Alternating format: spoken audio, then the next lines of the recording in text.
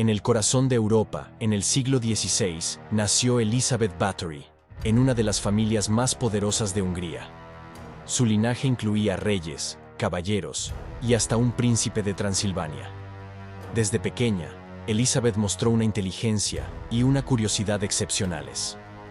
Fue educada en varios idiomas, así como en ciencias y artes, una educación poco común para las mujeres de su tiempo.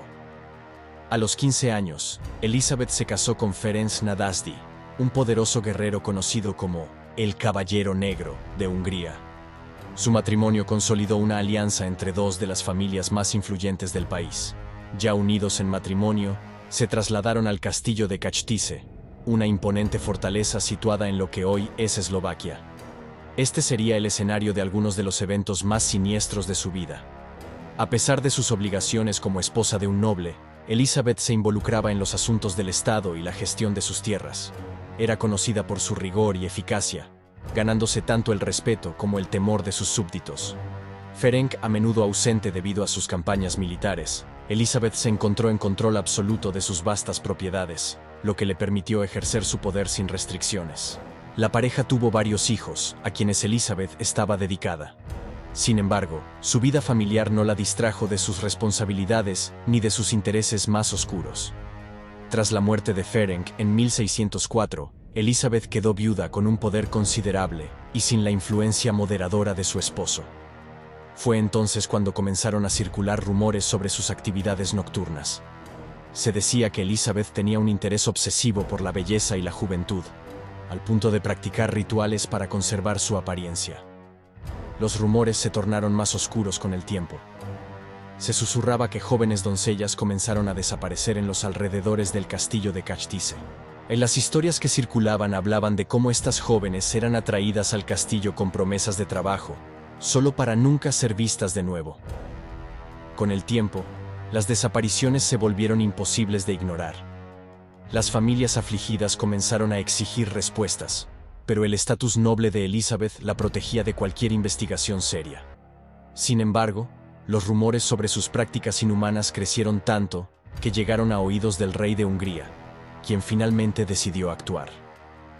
En 1610 se ordenó una investigación liderada por Gheorghe Turso, una importante figura política y, paradójicamente, padrino de uno de los hijos de Elizabeth. Turso y sus hombres realizaron una redada sorpresa en el castillo de Kachtice durante la noche de diciembre de 1610. Lo que descubrieron dentro confirmaría los peores temores de la región. Encontraron a varias jóvenes en condiciones deplorables, algunas encadenadas y otras heridas gravemente. Los testimonios recogidos hablaban de torturas, experimentos y, supuestamente, asesinatos en busca de la eterna juventud. Elizabeth fue arrestada junto con 4 colaboradores, acusados de ser cómplices en sus crímenes. La nobleza se vio sacudida por el escándalo, pero Elizabeth nunca fue llevada a juicio. Y dada su posición y los lazos familiares con la aristocracia europea, se decidió mantenerla bajo arresto domiciliario en una habitación sellada de su propio castillo.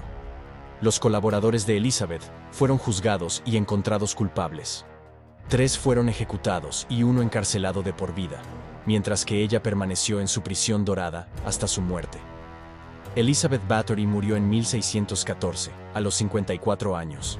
La historia de sus crímenes y su castigo ha perdurado a través de los siglos. Algunos historiadores cuestionan la veracidad de las acusaciones, sugiriendo que pudo haber sido víctima de una conspiración política destinada a apoderarse de sus tierras y riquezas. Esta teoría se basa en la observación de que muchos de los testigos en su contra eran deudores o enemigos políticos, lo que podría haber motivado testimonios falsos o exagerados contra ella. Sin embargo, la cantidad y consistencia de los testimonios presentados en su contra, que describen actos de tortura y crueldad, han llevado a muchos a concluir que, aunque los detalles puedan ser exagerados, ciertamente hubo atrocidades cometidas. Las investigaciones revelaron un patrón de abuso y violencia. Los testimonios de los sobrevivientes y los registros encontrados en el castillo proporcionaron evidencia de un comportamiento despiadado y sádico. La vida de Elizabeth Báthory también ha planteado interrogantes sobre la percepción y el tratamiento de las mujeres en posiciones de poder durante el período. Algunos argumentan que su género jugó un papel en la forma en que fue retratada y castigada.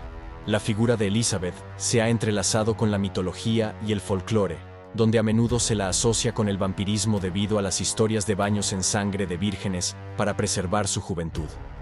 Estas historias, aunque ampliamente desacreditadas como mitos, han contribuido a la fascinación y el horror que rodea su legado, convirtiéndola en un personaje de culto en la cultura popular. La historia de Elizabeth Bathory también refleja las complejidades de la justicia y el poder en la Europa del siglo XVI.